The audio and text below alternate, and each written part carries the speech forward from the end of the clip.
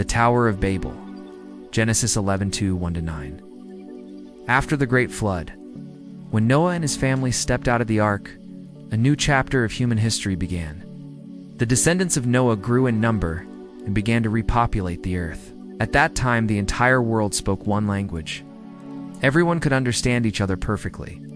There were no language barriers, no confusion, no miscommunication. The people were united, not just in speech, but in purpose. As they journeyed eastward, they came to a wide, fertile plain in the land of Shinar, a place of opportunity, strength, and promise.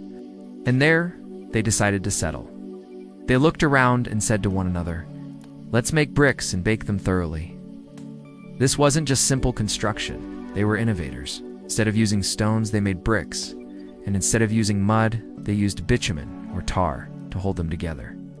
Then someone had an idea, a bold, dangerous idea. "Come, let us build for ourselves a city, with a tower that reaches up to the heavens." They weren't trying to honor God.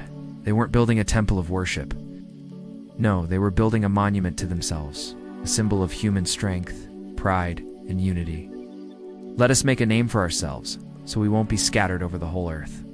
You see, they feared being separated. But even more than that, they wanted power. They wanted to be great, to be remembered, to be like gods. It was pride, echoing the same spirit that led Adam and Eve to eat the forbidden fruit. But God saw what was happening. He came down to inspect the city and the tower that these united people were building. And the Lord said, "Look, they are one people, and they all speak the same language. If they can do this now, imagine what else they might try to do.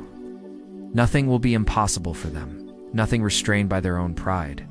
So the Lord took action, not with fire, not with flood, but with language. "Come," he said, "let us go down and confuse their language so they will not understand each other."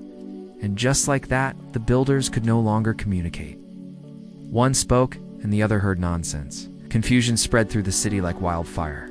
People grew frustrated, angry, afraid. Work came to a halt. Cooperation became chaos.